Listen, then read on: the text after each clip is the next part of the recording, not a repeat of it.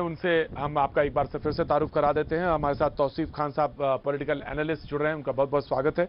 हमारे साथ राज लहरी साहब पॉलिटिकल एनालिस्ट एक बार जुड़ रहे हैं फिर से, बहुत बहुत स्वागत है। और खालिद बैतुल्ला साहब हमारे साथ लीडर टीएमसी हमारे साथ जुड़ रहे हैं, बहुत बहुत स्वागत है आपका भी। और बीजेपी का पक्ष रखने के लिए राजीव जी कुछ देर में हमारे साथ होंगे। अभी जब मैं पैकेज देख रहा था, बातचीत देख रहा था, उसमें एक बात दीदी ने कही अभी कुछ देर पहले, और उन्होंने कहा कि Bengal save the country. Tausif साहब, मैं आपसे जानना चाहता हूं, हाँ कैसे?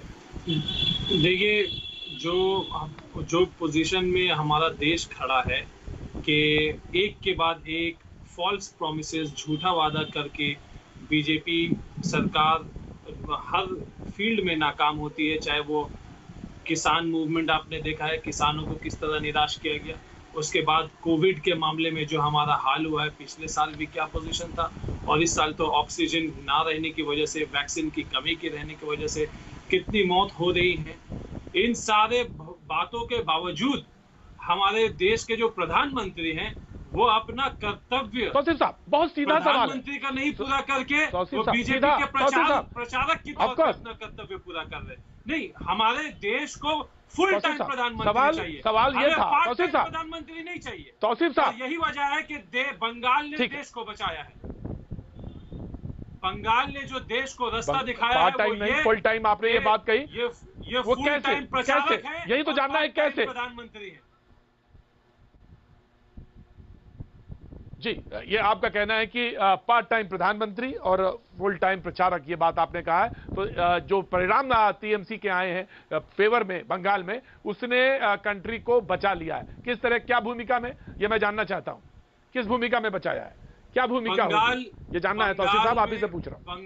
बंगाल में कम्युनल हेटरेट की, नफरत की, धर्म के नाम पे मारपीट करना, लिंचिंग करना, राइट करना और देश को और गलत रास्ते में ले जाना, ये सारे चीजों से बंगाल को बचा लिया गया है। बंगाल में जो उन्नति का काम हुआ है पिछले 10 साल में, राजलहरी साहब प्लीज रिस्पॉन्ड। मैं टीएमसी के पास जाऊं। राजलहरी, Shri Rupa Shri, right now I got it. 2010 में जब देवगंगा का दंगा हुआ था, उस समय भारतीय जनता पार्टी थी क्या? 2013 में नालिया खाली का जो दंगा हुआ था, क्या उस समय भारतीय जनता पार्टी थी? 2019 में 18 एमपी प्राप्त होने से पूर्व देगोंगा, उस्ती, कैनिंग, पाड़ुई, चंद्रकोना, दिनाजपुर, जहां जहां पे हिंदुओं के ऊपर अत्याचार हुआ, क्या वो भारतीय जनता पार्टी पश्चिम बंगाल में एक भी एमएलए हुआ करता था क्या? 1946 में देश का बंटवारा हुआ, उस समय भारतीय जनता पार्टी थी। 1926 दंगा भारतीय जनता पार्टी थी। असम के दंगा में भारतीय जनता पार्टी थी। दिल्ली के शहरों पे दंगा 1984 जब आपके मुख्यमंत्री तत्कालीन केंद्रीय मंत्री बनी थी, सांसद बनी थी पहली बार, जादवपुर से जीतते, उस समय भारतीय जनता पार्टी थे क्या? ये नेहरू को ब्लेम करना बंद कीजिए। प्रधानमंत्री, एक बड़ा पेड़ गिरने से धरती तो थोड़ी सी हिल जाती है, ये भारतीय जनता पार्टी के पीएम ने कहा था। भाई साहब, किसने कहा था? 6 साल से राजलहरी साहब, मेरा सवाल, राजलहरी साहब, राजलहरी साहब, राजलहरी साहब, राजलहरी साहब, राजलहरी साहब, राजलहरी साहब, भारतीय जनता पार्टी ने छोड़ दिया था बीजेपी ने। राजलहरी साहब, मैं दोनों को रोकना चाहता हूं। जीडीपी गिरा है, जीडीपी गिराने वाले राजलहरी साहब प्लीज। पार्टी ने कहा था, राजलहरी साहब, एयरपोर्ट को बेच दिया है बीजेपी ने, राजलहरी साहब बेच दिया है। ये सारे काम बीजेपी कारनामे, ये सारे कारनामे बीजेपी के हैं। नोटबंदी काला धन वापस लाएगा, एक नया काला धन वापस नहीं आया। नोटबंदी करवाया बीजेपी ने। खालिद साहब, हमारे खालिद साहब को लाना चाहता हूँ बहस में, बीजेपी ने खालिद साहब को बहस में लाना चाहता हूँ। रेलवे बेच खालिद दिया, साहब क्या क्या बेचने वाले हैं बीजेपी। इसीलिए खालिद, मैं यही, खालिद साहब, क्योंकि अगली पीएम कैंडिडेट ममता बनर्जी है। 2024 में देश को देश को नया प्रधानमंत्री बंगाल देगा। तो आपने 2019 में देश से नरेंद्र मोदी को हटाएगा, वो सबको बुला के हाथ उठा के। टीएमसी के प्रवक्ता खालिद साहब मौजूद हैं। खालिद साहब जी, दोनों को मैं रोक रहा हूँ, दोनों को रोक रहा हूँ please, this is not the way, please मैं दोनों को रोक रहा हूँ। आप दोनों लोग भद्र मानुस हैं, मैं दोनों को रोक रहा हूँ। मैं खालिद साहब आपकी तरफ मुखातिब होता हूँ। ये सवाल था कि आखिर टीएमसी को जो कहा, ममता जी ने बोला कि देश को बचा लिया, बंगाल ने देश को बचा लिया, ये बात बोली उन्होंने, तो इसके मायने क्या थे?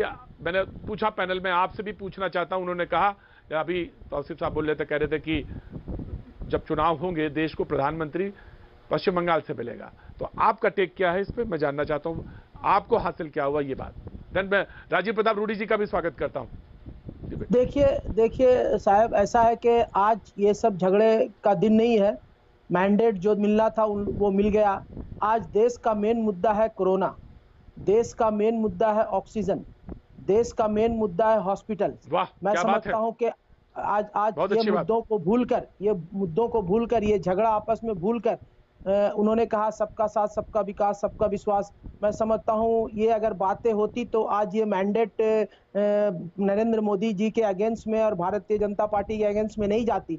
ये उनका मैंडेट बता रहा है कि सबका साथ, सबका विश्वास नहीं है, बल्कि वो चंद लोगों के साथ, चंद लोगों का विश्वास जीतकर पूरे देश को बर्बादी के तरफ ले जा रहे हैं। और मैं समझता हूं कि आज जिस तरह से देश की अर्थव्यवस्था चरमरा गई है, इसमें देश को आगे लाने के लिए मैं समझता हूं कि कहीं ना कहीं हमें बहुत सर जोड़कर बैठना होगा, और सर जोड़कर अब बैठेंगे तो ये सब लड़ाई झगड़ा नहीं करने की जरूरत है। अभी सबसे बड़ा इंपॉर्टेंट और सबसे अहम बात यह है कि हमें कोरोना से कैसे लड़ना है। अभी तो लड़ाई होनी थी, हो गई। हम पॉलिटिकल पार्टी है, हमारी पॉलिटिकल पार्टी एक स्टैंड होती है, हम इलेक्शन लड़ने के लिए आते हैं। आज आपने देखा कि हाई कोर्ट मद्रास ने भी इलेक्शन कमीशन को दायित्व किया है, और भी कई, दिल्ली हाई कोर्ट ने दिल्ली आम आदमी पार्टी को इसे बता रहा है कि आपका जिम्मेदारी है। ये सारी चीजों को मैं देख रहा हूं, लेकिन उसके बावजूद भी आज हम सबों को मिलकर इकट्ठा होकर इसकी लड़ाई, कोरोना की लड़ाई लड़नी है। और मैं इतना जरूर कहूंगा कि बंगाल में जिस तरह से कोरोना की लड़ाई मैं बताता हूं, मैं